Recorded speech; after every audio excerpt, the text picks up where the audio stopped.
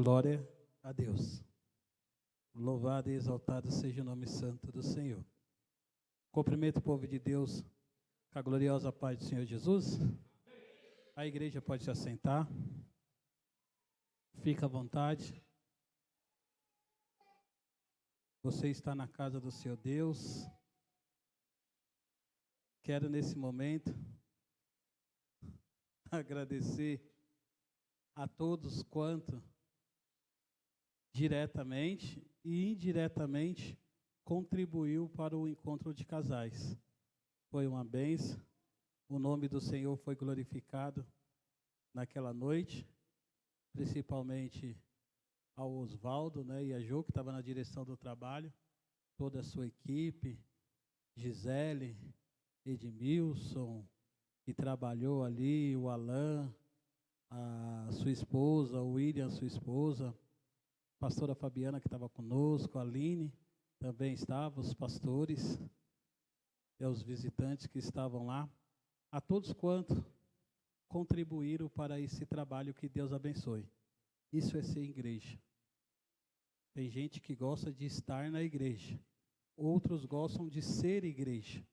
Essa é a diferença. Ser igreja não é estar na igreja.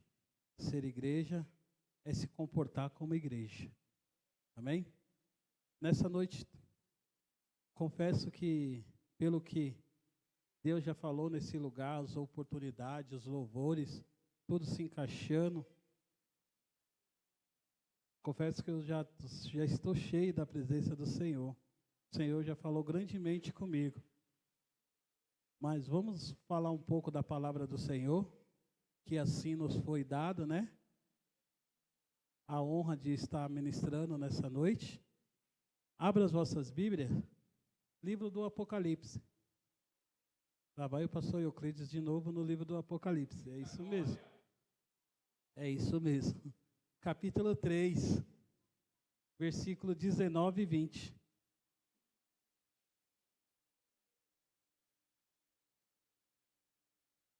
Apocalipse, capítulo 3, 19 e 20. Último livro da Bíblia, capítulo 3, versículo 19 e 20. Diz assim a palavra do Senhor: Eu repreendo e castigo a todos quanto amo. Sê, pois, zeloso e arrependa-te. Eis que estou à porta e bato. Se alguém ouvir a minha voz e abrir a porta, entrarei em sua casa, e com ele cearei, e ele comigo. Eu repreendo e castigo a todos quantos amo. Sê zeloso e arrependa-se. Eis que estou à porta e bato. Se alguém ouvir a minha voz e abrir essa porta, entrarei em sua casa, e com ele cearei, e ele comigo. Amém? Amados irmãos, confesso que já vem um tempo ministrando as cartas do apóstolo Paulo, as cartas do Apocalipse. O livro do Apocalipse, como eu sempre falo nas minhas pregações, é um livro fundamental para a igreja, porque trata da revelação a qual o Senhor deu para João, o apóstolo amado. O apóstolo João recebe a revelação do Apocalipse quando a igreja está passando um momento difícil, um momento de perseguição. Nero já tinha se levantado contra a igreja. E Nero já tinha matado alguns líderes da igreja. A saber, a história vai dizer que foi na época de Nero que Paulo e Pedro cometeram mártir ali. Depois de Nero se passa alguns imperadores, e levanta-se um imperador cujo nome era Domiciano. E esse imperador chamado Tome Siriano, ele tem um modo de agir diferente de Nero. Se Nero, por sua vez, matava os líderes cristãos, Tome Siriano, ele pegou uma ilha, e essa ilha se chamava Ilha de Patmos, e ali ele começou a prender os principais expoentes da igreja cristã. Entre eles está o apóstolo João. O apóstolo João, no final do primeiro século, ele é um dos últimos apóstolos vivos. A igreja, quando precisava tirar dúvida, encontrava-se o apóstolo João, porque o apóstolo João, assim como ele disse, ele andou com o verbo da vida. E muitos cristãos estavam sofrendo mártires, muitos cristãos estavam morrendo. Eis aí que Deus então dá uma revelação para o apóstolo João, e essa revelação contém os últimos acontecimentos. E o Apocalipse ele não é um livro para te botar medo, para te botar receio.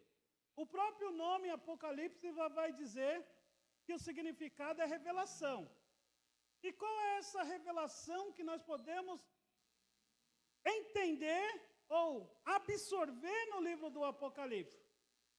A revelação principal do livro do Apocalipse é mostrar exatamente o que o louvor foi dito aqui. Deus está no controle, a história está no controle das mãos de Deus. Nada fugiu ao controle de Deus. Por mais que se levante perseguições, por mais que alguns cristãos durmam na fé, por mais que a igreja sofra perseguição, passe-se por um momento difícil, o livro do Apocalipse nos mostra que Deus está no controle da situação. Que assim como Cristo triunfou, a igreja também triunfará. Essa era a esperança que Cristo queria passar para a igreja. Nós temos o capítulo 1 do livro do Apocalipse, nós temos a apresentação, o Cristo glorificado. No capítulo 2, no capítulo 3, nós temos as cartas. As 7 cartas para 7 igrejas da Ásia Menor. O capítulo 4, o capítulo 5, nós temos a sala do trono. Do capítulo 6 até o capítulo 19, nós temos a abertura do selo, o soar das 7 trombetas e o derramar das 7 taças. Para aqueles que são dispensacionalistas, vai dizer que do capítulo 6 até o capítulo 19, nós temos o período da tribulação, aonde a igreja vai passar pela grande tribulação. E a Bíblia diz que o período da tribulação é o dia do acerto de conta do Senhor. No capítulo 20, nós temos o milênio, o mundo pós-milênio, onde Satanás será solto, e o juízo final. O capítulo 21, 22, nós temos o quê? A nova Jerusalém que desce do céu. Porque as primeiras coisas se passaram. E eis que o Senhor faz tudo. Mas quem dera ter tempo para poder ministrar o livro do Apocalipse. Nós ficamos na última carta a qual Jesus envia para a sua igreja. Porque as 7 cartas é enviada a 7 igrejas. Então podemos ver que era 7 cartas para 7 igrejas que existiu na época de João, mas também isso não impede de nós extrairmos experiências desse livro para nós hoje. Então podemos dizer que eram 7 cartas que já está 7 igrejas históricas, mas 7 momentos na vida de crente. Ou 7 tipos de crente que existem no nosso meio. E é peculiar, porque como a gente vê na igreja de Éfeso, que Cristo fala que o problema era a falta de amor, nós vemos hoje acontecendo essa falta de amor hoje na igreja. Assim como a igreja de Laodiceia, que eu quero trazer aqui hoje, podemos ver que essa carta é atual. Então vamos lá. As cartas, elas têm uma estrutura. E essa estrutura você vê em todas as 7 cartas que Cristo mostra. Tem a apresentação no começo, aí tem uma exortação ou uma correção. Aí Cristo traz o grande problema da igreja e no final vem com a promessa. É essa a estrutura de todas as cartas. É a apresentação de Cristo, uma exortação, uma correção, uma promessa, uma advertência e no final nós temos a promessa do Senhor.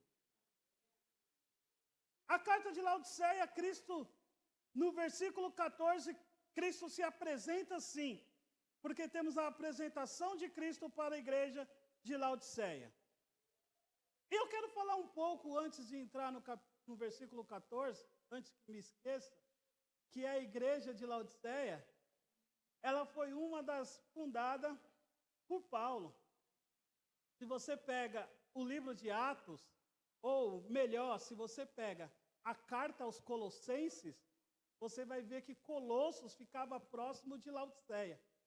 E quando Paulo enviou Onésimo e Título para poder levar a carta até Colossos, ele leva uns 3 cartas. Uma carta para ser lida na igreja de Colosso, outra carta para ser lida na igreja de Laodiceia e uma carta para ser entregue a Filemon. Então Paulo ele diz, quando a carta de Colosso for lida aí na igreja de Colossos, depois você lê ela na igreja de Laodiceia. Quando a igreja de Laodiceia ler a sua carta, pega a carta dele e leia em Colosso. Essa troca de cartas, de documento que Paulo estava mandando. Então, a igreja de Laodiceia tinha um forte expoente na liderança dela. Se a igreja de Colosso ficava na casa de Filemon, a igreja de Laodiceia ficava na casa de Ninfa. Então você vê que são 2 igrejas que ficavam em casa. Seja Colosso na casa de Filemon e a igreja de Laodiceia na casa de Ninfa. Então Cristo envia a carta a Laodiceia no versículo 14 com os seguintes dizeres, com a seguinte apresentação: e ao anjo da igreja que está em Laodiceia, escreve. Então o anjo da igreja que está em Laodiceia é o pastor. Muitos vão ter diversas interpretações a respeito desse anjo, mas a palavra ângelos quer dizer mensageiro. Então era aquele mensageiro que Cristo pôs na sua igreja. Então por isso que Cristo lhe traz a ideia. E ao anjo, ao mensageiro da igreja que está o quê? Em Laodiceia, escreve. Aí Cristo vai se apresentar dizendo: isso diz o Amém, a testemunha fiel e verdadeira. Aí Cristo se apresenta como o Amém. A tradução de Amém quer dizer assim seja. Testemunha fiel, esse termo testemunha dá a ideia de mártir, de testemunhar algo ao ponto de morrer com convicção naquilo. Então Cristo se apresenta como o Amém, o assim seja, e a testemunha fiel, porque Cristo foi o grande mártir da igreja. Ou assim seja, a testemunha fiel de quê? Aí no final do versículo ele fala do princípio da criação. Então Cristo se apresenta à igreja da Laodiceia como dizendo: eu sou o assim seja, eu fui testemunha da criação, eu estava lá na criação. Então Cristo está dizendo: desde o começo da história da humanidade e dos mundos, até o momento que a igreja está passando perseguição, eu conheço ela, eu conheço tudo. Então Cristo está dizendo o que para nós nessa noite? Desde o começo da sua história, desde o seu nascimento, desde o momento das suas alegrias, desde o momento das suas tristezas, desde o momento das suas esperanças, desde o momento das suas frustrações, desde o momento que vocês estejam corajosos, desde o momento que vocês estejam com medo, eu conheço a sua história.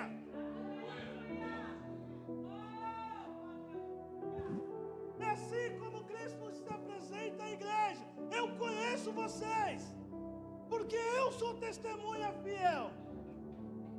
Eu sou tanta testemunha fiel porque eu sou mártir. Eu morri por vocês. Então é assim que Cristo se apresenta à igreja de Laodiceia. No versículo 2, no versículo 15 e 16, aí Cristo toca na ferida da igreja da Laodiceia. Engraçado que todas as cartas, desde Éfeso até Filadélfia, nós vemos antes de Cristo tocar num problema sério que a igreja está passando, o Cristo trazer um elogio, o que tem de bom na igreja. Mas aí, aqui na igreja de Laodiceia, Cristo inverte. Todas as cartas, Cristo primeiro traz o que é de bom na igreja. E depois ele adverte e mostra o que está ruim na igreja. Mas aqui, pastor Marcos, ele inverte. Primeiro ele falou que está ruim na igreja. Primeiro ele mostra os erros da igreja. Primeiro eles mostram o que está acontecendo, porque a testemunha fiel sabe o que está acontecendo na sua igreja. A testemunha fiel sabe o que está acontecendo na nossa vida. E aí ele mostra, ele no versículo 5, 15, ele diz assim: eu sei as tuas obras, que nem és frio e nem quente. Oxalá que foras frio ou quente. A primeira coisa que Cristo mostra para a igreja, ele fala: ó, vocês não são quente e nem frio. Aí até ele, né? Oxalá, quem dera, se vocês fossem quente ou frio. Essa ideia de quente e frio tem a ideia das fontes das águas de Laodiceia. Vou repetir. Essa ideia de quente e frio tem a ver com as fontes de água de Laodiceia. Laodiceia era um lugar, pertencia a uma província grega, onde se tinha escolas de medicina. E eles tratavam a ideia das fontes termais, missionária Cida. O que era? Tinham fontes que jorravam de Laodiceia, que eram águas termais. O que são águas termais? São água quente. E aqueles estudos diziam que aquelas águas quentes serviam para quê? Para a circulação. Servia para curar muitas doenças que tinham. Muitas pessoas viajavam até Laodiceia e se banhavam naquelas águas, o quê? Termais, água quente, que servia para poder curar, tratar, medicinal. E tinha outras fontes, pastora Lídia, que eram águas frias, geladas, que serviam para quê? Para matar a sede e ser usado no dia a dia das pessoas. Então Cristo ele mostra para a igreja, ele fala assim: ó, vocês conhecem as fontes de água que tem aí?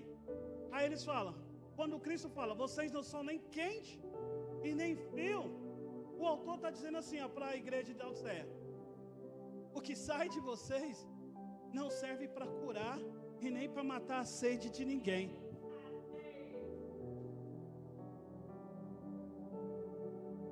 Vocês estão se reunindo, os seus cultos, vocês estão se reunindo em prol do meu nome, e eu sou a testemunha fiel, e eu conheço vocês, mas o que vocês estão saindo daí não serve para curar ninguém, não está curando ninguém, e não está matando a sede porque o povo está sedento, e muito menos limpando.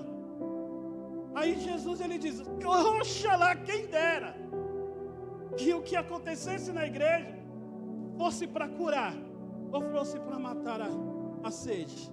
Aí no versículo 16 ele diz assim: assim porque és morno e não és frio e nem quente, vomitar-me-te-ei da minha boca. O que é vomitar? É você comer algo, engolir outro e o seu organismo rejeitar.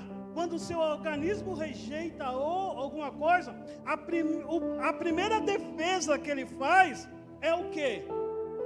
Jogar para fora.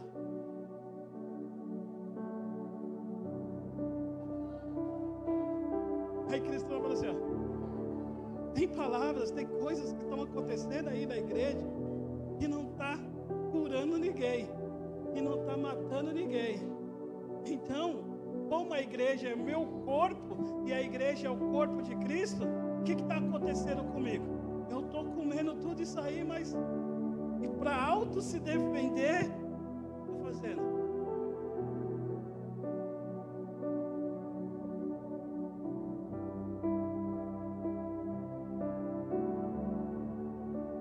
Por isso que eu comecei com a minha fala dizendo: uma coisa é estar na igreja, outra coisa é ser igreja.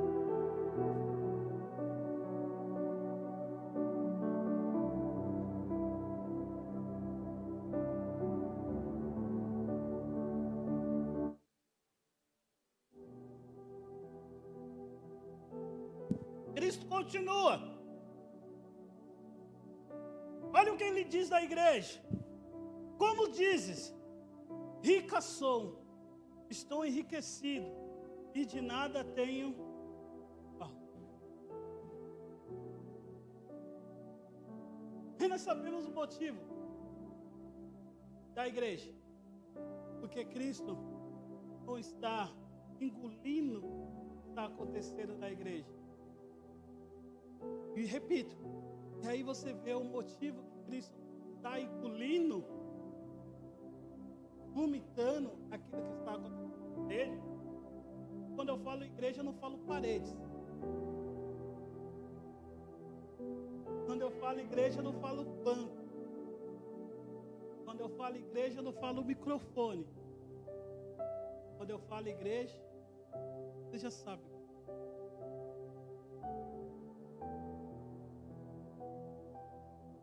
Quando eu falo igreja, eu falo de mim e de você. Quando eu falo igreja, eu falo de nós. Quando eu falo igreja, eu não falo eu falo nós. Aí Cristo está dizendo, ó, você se diz ser igreja, mas está andando e falando assim, ó, rica sou e de nada tenho falta. O que significa esses seres? Jactância. O que é jactância? Orgulho. Autossuficiência.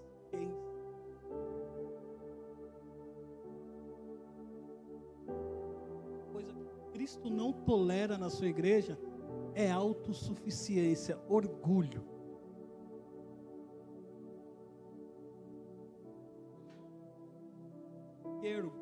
De orgulho, uma terça parte dos anjos foi expulso do céu.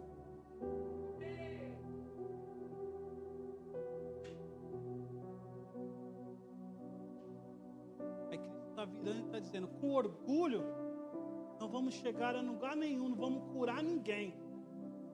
Uma igreja orgulhosa não vai matar a sede de ninguém.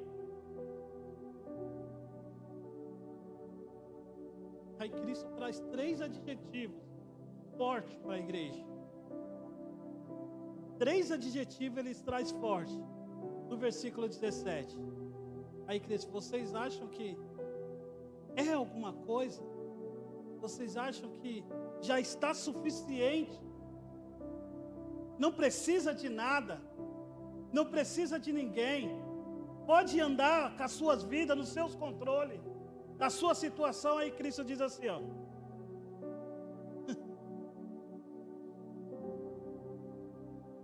Mas só que você acha isso, mas vocês não sabem que vocês é um desgraçado, miserável, pobre, cego.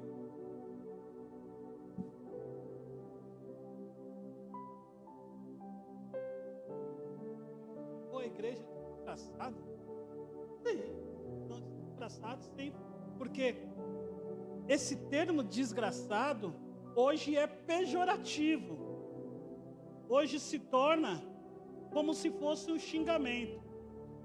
Mas desgraçado não significa um xingamento.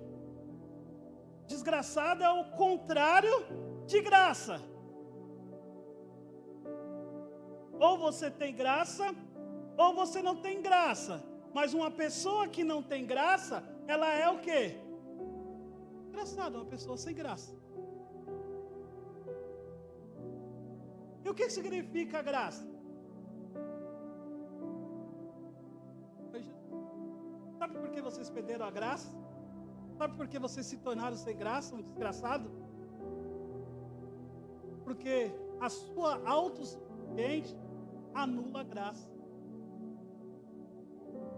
Seu orgulho anula o quê? O que significa graça? Favor. Nós não merecíamos e Ele. Nós éramos pecador e o Santo morreu em nosso. Isso é graça. Mas quando eu começo a dizer, eu não preciso de ninguém, eu sou autossuficiente, eu sou rico, é comigo, eu sou o cara, eu sou a mulher, eu sou isso, eu sou o cristão. A primeira coisa que se torna engraçado.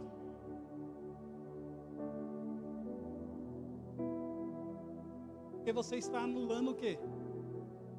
A graça de Deus. Segundo, Cristo chama de quê? O que é miserável? Miserê. Não deixa de ser o contrário de misericórdia. Então, quando Cristo diz, é uma pessoa desgraçada, Ele está dizendo, vocês estão anulando e vocês estão anulando a misericórdia. Porque miserável é o contrário de misericórdia. Então, vocês estão sem. Você vê o que o orgulho faz conosco?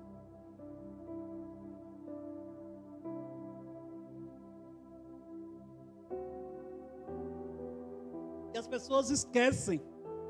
Bruno, eu tenho que me acostumar, né? De vez em quando eu estou fazendo assim, né? Pode falar, pode chamar a atenção, Bruno.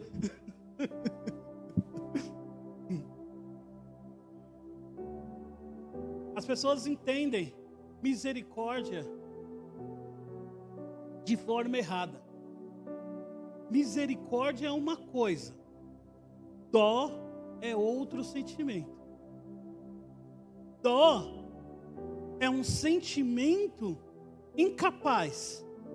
Você só sente dó de uma pessoa quando você não pode fazer nada por ela.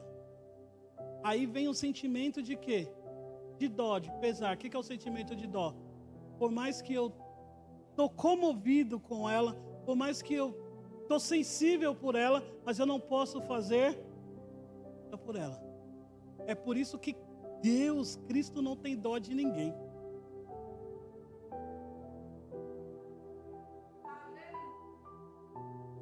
Eu posso chegar de qualquer forma aqui. Posso entrar dentro da igreja de qualquer jeito. Cristo assim, eu não tenho dó de você.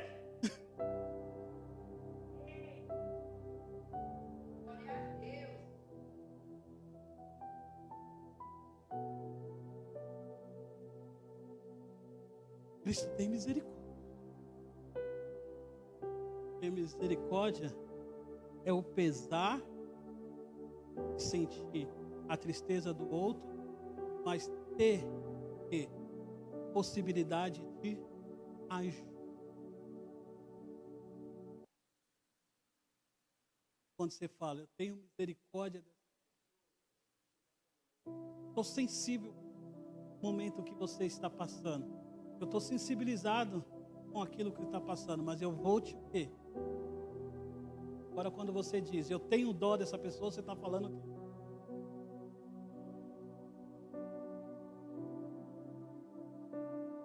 E Cristo brigou com a igreja porque ela era uma igreja que não tinha dó? O que Cristo falou? Vocês é o quê? Vocês têm condições de ajudar, mas o seu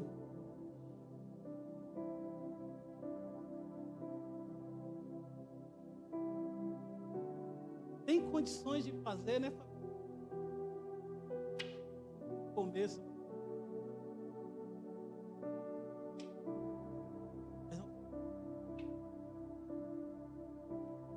Lá no começo, não é frio, não é quente e nem o quê? Frio.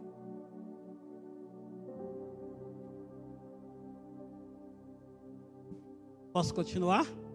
Diga amém. Pobre, cego e nu. Esse termo se remete ao quê? A Adão, como foi lido aqui no começo. Pobre, cego e nu se remete a Adão.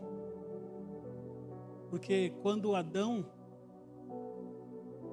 vivia no Éden, tinha toda a riqueza que o Éden poderia oferecer para ele, tinha toda a visão espiritual da presença de Deus, de falar com Deus. Ali, quando ele cai, qual é a primeira coisa que ele sente? Ele olha, a Eva come, dá para ele olha para Eva, Eva olha para ele, qual é o primeiro sentimento que ele tem? De vergonha, que nem a missionária falou. Vergonha por quê? Porque estavam...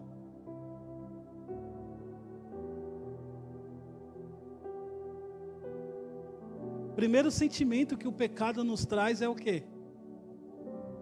Vergonha. Vergonha por quê? Porque o pecado mostra o quê? A nossa nudez perante Deus. Perante pastor Marcos, pastora Lília, perante todos vocês, eu estou vestido, estou coberto, mas perante Ele,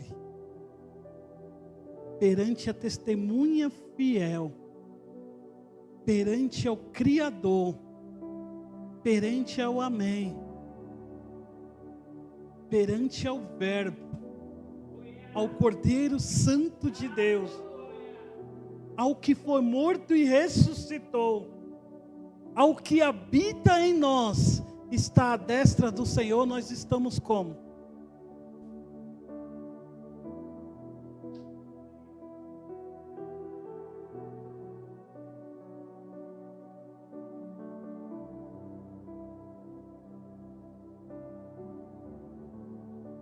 Deixamos de sentir vergonha, porque Adão e Eva pecou. Todos concordam? Digam amém. E tiveram o sentimento de quê? De vergonha. Mas quando nós começamos a fazer as coisas erradas e não sentimos vergonha, e esse sentimento de vergonha não vem, esse sentimento de olhar não para o pastor, não para a esposa, não para o esposo, não para os filhos, mas olhar primeiramente para Deus, porque para Ele nós estamos nus. Quando nós começamos a fazer a coisa errada, e isso não traz vergonha em nós, e isso se torna um hábito, e já não te envergonha mais em fazer errado, esse é o primeiro sintoma da morte espiritual. O que é a morte espiritual? É o afastamento do homem com Deus.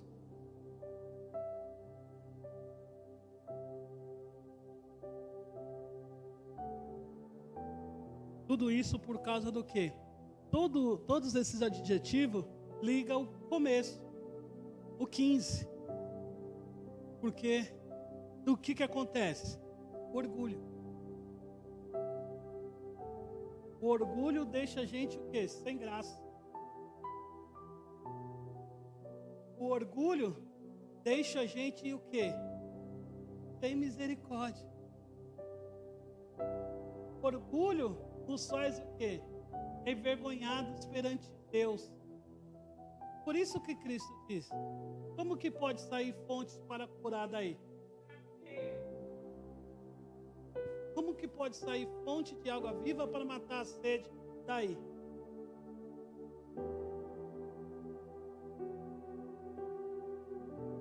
Você pega a igreja de Éfeso, você pega a igreja de Sardes, de Atira, você pega a igreja de Pérgamo, todas têm o quê? Problemas doutrinários. Cristo bate nas questões dos problemas doutrinários. Qual é os problemas doutrinários? Doutrina de Balaão. Qual que é a doutrina de Balaão? Balaão foi aquele profeta que tentou, por causa do dinheiro, amaldiçoar o povo de Deus. tem problema com quem? Com a Jezabel. Quem era Jezabel? Aquela que usava a sensualidade para matar o quê? Profetas. Tinha os nicolaítas. Todas as outras igrejas tinham problema doutrinário. O que eram os nicolaítas? Aquele diácono que se tornou lá no Atos, Nicolau. E o que eles faziam? Queria introduzir a cultura grega, o mundanismo dentro da igreja. Todas as igrejas tinham problemas doutrinários. E o que Cristo fala? Acaba com esse problema doutrinário. Acaba com isso, se arrependa, volta, está perdendo. Mas a igreja de Laodiceia, pastor Marcos, não tem problema doutrinário.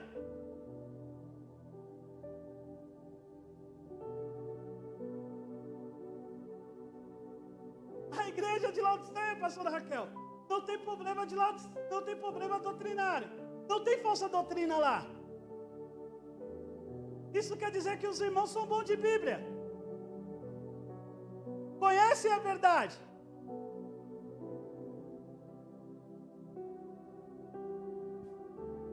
Mas o que adianta ser bom de Bíblia, conhecer a verdade? Não tem problema doutrinários de falsas doutrinas. Mas ser todo mundo orgulhoso.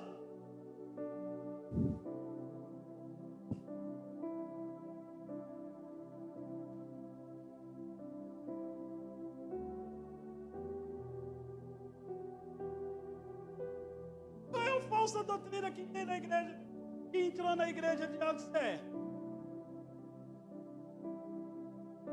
E olha que a igreja de Laodiceia ficava próxima à igreja de Colosso. E se você ler a carta de Paulo para a igreja de Colossos, pastor Francisco, você vai ver que até culto aos anjos a igreja de Colossos estavam fazendo. E Paulo repreenda. Mas qual é o problema doutrinário da igreja de Laodiceia? Por que esse culto aos anjos não chegou na igreja de Laodiceia? Porque Laodiceia era boa de Bíblia. Não aceitava a falsa doutrina. Mas também dizia: eu não preciso de nada. Sou rico. Temos melhores dons.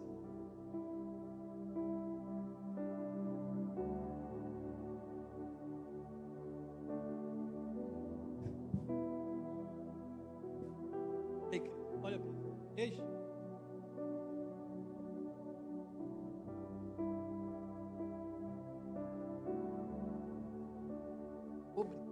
Não vou exortar, vou mandar um dele.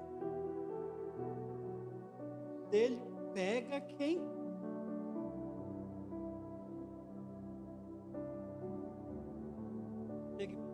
Aconselho.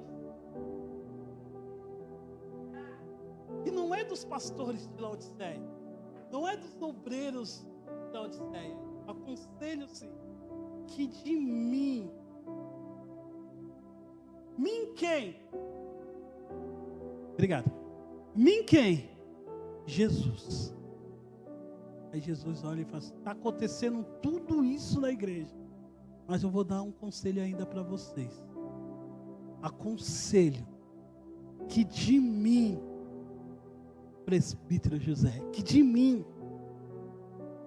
compra o quê? Ouros, provado no fogo, para que te enriqueças.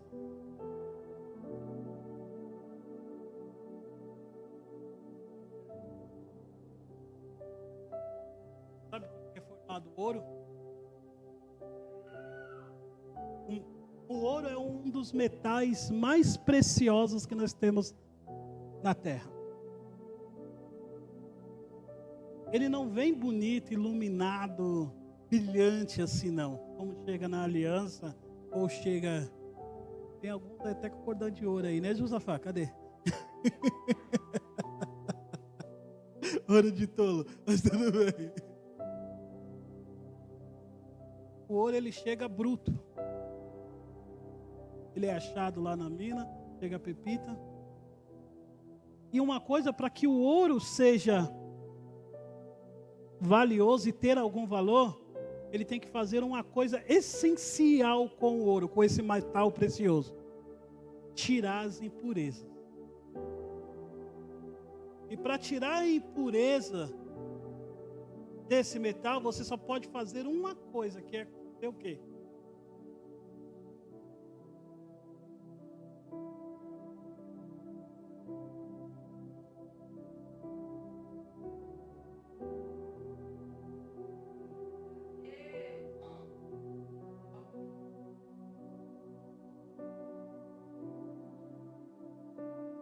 Jesus disse para a igreja assim: eu vou te dar só um conselhinho. De leve. Só entre nós aqui. O conselho é, Aline, compra ouros. Provado pelo quê?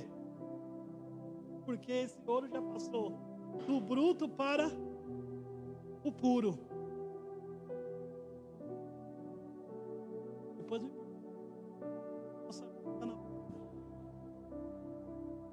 eu estou passando. E Jesus olha assim e fala assim: um conselho que eu vou te dar. Para chegar à pureza, tem que passar por quê?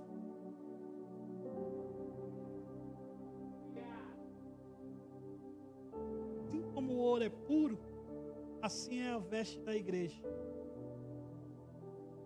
Ele usa a ideia da pureza do ouro que passou pelo fogo, ficou puro, com as vestes da igreja que passou pela perseguição e tornou veste como brancas.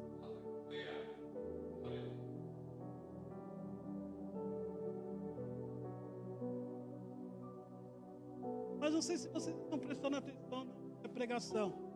Eu falei que com a igreja de Laodiceia, Cristo inverte.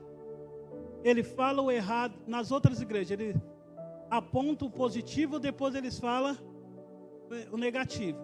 Na igreja de Laodiceia, ele fala primeiro o negativo, depois aponta o positivo. E o que tem de bom nessa igreja? O que tem de bom nessa igreja?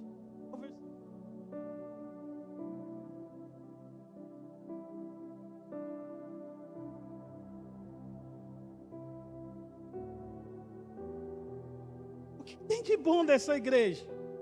É o versículo 19.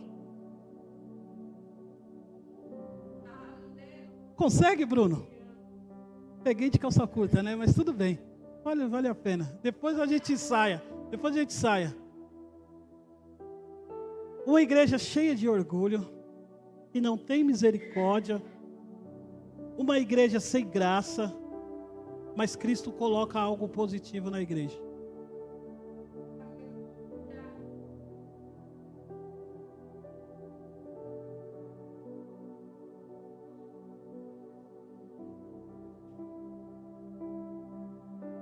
Até aqui doeu. Até aqui ardeu. Até aqui você está engolindo a seco essa pregação. Até aqui você está querendo pegar o pregador e matar o pregador. Aí Jesus chega e olha e fala assim: mas eu tenho algo bom nessa igreja. Por quê? Eu só estou falando isso. Eu só estou mostrando para vocês isso. Porque eu só castigo e repreendo aquele que ama. Se Deus está nos consertando desde o início do culto até aqui, é porque Ele ama, é porque Ele ama, é porque Ele ama, é porque Ele ama essa igreja.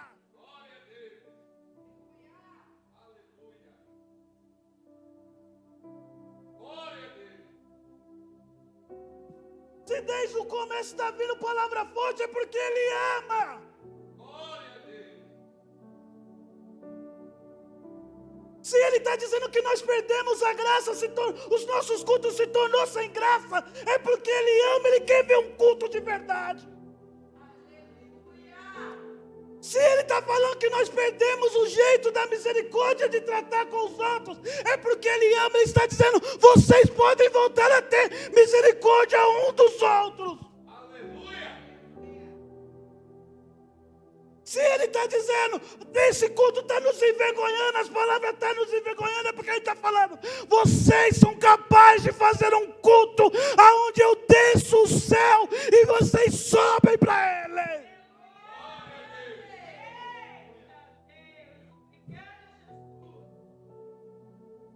Era isso que Cristo estava dizendo. Eu estou falando que vocês estão com a água, que vocês não estão curando ninguém. É porque vocês é capaz de trazer palavras que curam.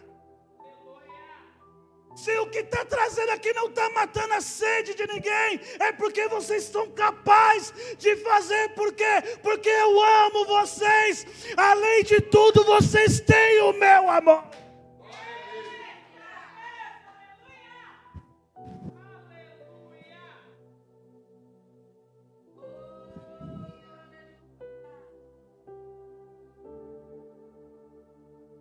Jesus.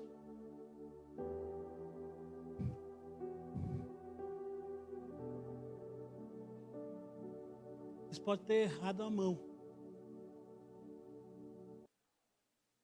Estão confundindo as coisas. Mas vocês ainda têm o meu amor. E uma igreja amada do Senhor é uma igreja que quando prega, cura. É uma igreja que quando louva, mata a sede. É uma igreja ajudadora, acolhedora. É uma igreja que entende a graça do Senhor. Uma igreja que entende que Cristo fez um favor para nós. Nós também podemos fazer a favor por outro. Mas isso é uma igreja que ama. Mas Cristo diz, eu te dou um conselho.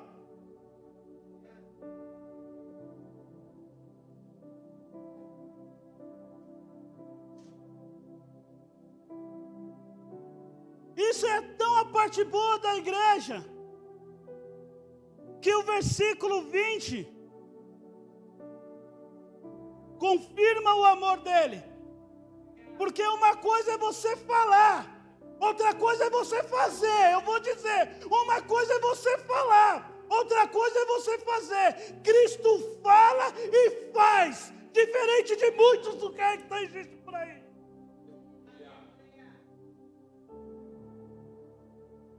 Aí Cristo fala, prova desse meu amor, está no versículo 20, lá.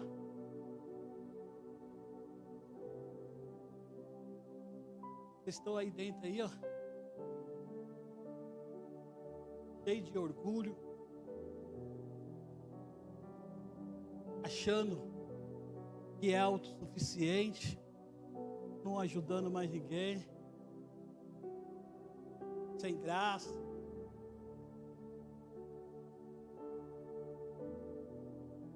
Ao ponto de pegar Jesus e fazer isso aqui. Me perdoe, o pessoal da internet, eu já volto.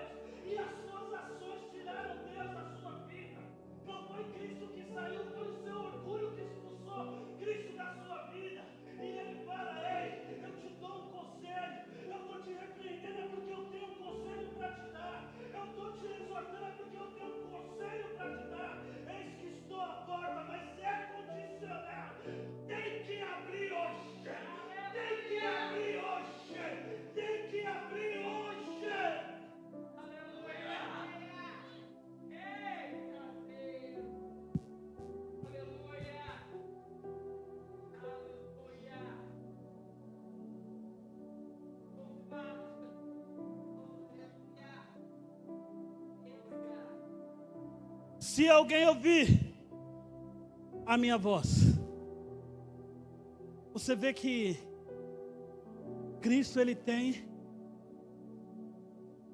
seu método de trabalhar.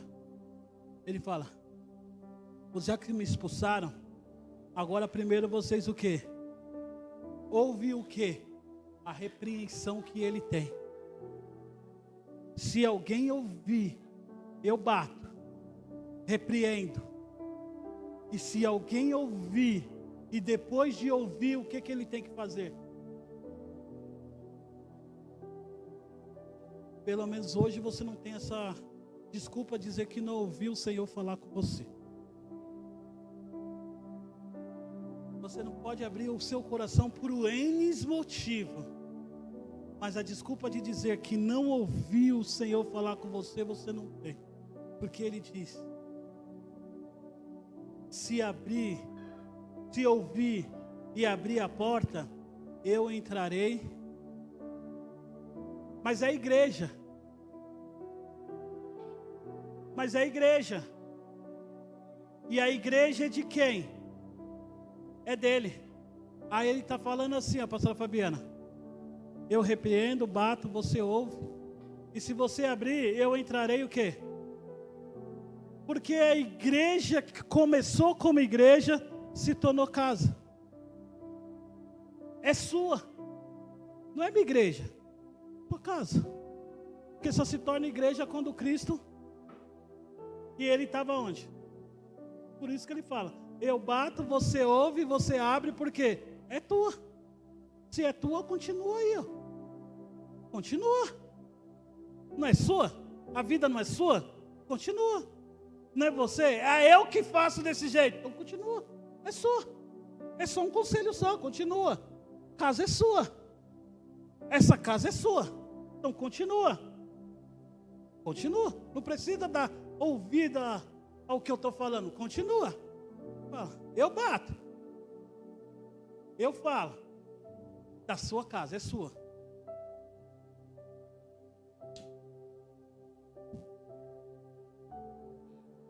Eu entendi isso. E é desde criança eu vejo.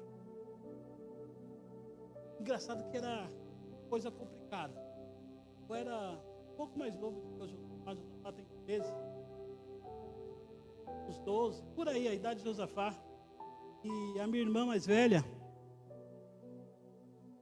foi a primeira a ser convertida, a Fatinha, que hoje é missionária Fátima, e depois veio a Lucilene. E como meu pai tinha se afastado, e minha mãe pertencia a outra religião, catolicismo, então as minhas duas irmãs se converteram, e elas só poderiam ir para a igreja, meu pai e minha mãe só deixavam ela ir para a igreja, se ela levasse um dos meninos. E aí o pastor Euclides é o mais novo de 9. Então sobrou para quem? Quem elas pegavam para levar? Eu. Levava. Querendo ou não, mais novo, o irmão mais novo não é o último a falar. Eu entendo o que José passou. Eu entendo. E aí ela pegava, e eu sempre gostei desse negócio de igreja. Desde pequeno, quando eu ia com as minhas irmãs, gostava desse negócio de igreja. Quando eu fiquei mais adolescente, saí andando por aí, fazendo as coisas que não agradam a Deus. Mas sempre quando eu estava na noite, estava na balada, conversando com alguns meninos, eu gostava muito de ficar à noite conversando em roda de fogueira, isso. Sempre surgia assunto de igreja. E quando é assunto de igreja, com um grupo de jovens que não aceitaram a Cristo, sempre tem chacota, sempre tem fala mal. E eu sempre defendi a igreja. Sempre defendi, não sei o que, não, eu vou, não sei o que, isso, aquilo. Mas você é crente, eu não sou. Mas não vai falar mal de mim, dela não, na minha frente. Aí o tempo foi passando, dedo. E eu achava que isso era suficiente. o Cristo falava no meu coração: você é tão orgulhoso. Diz que gosta de mim, mas é tão orgulhoso. Diz que me defende, que o outro fala e você vira um leão, mas é tão orgulhoso. Às vezes fazemos coisas. Eu não aceito isso, eu não faço isso. E acha que é defendendo Cristo, que é defendendo Deus, mas na verdade é o nosso orgulho falando.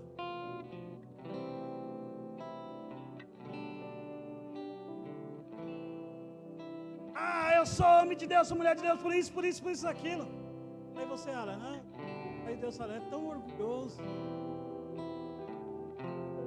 Essa casa é sua.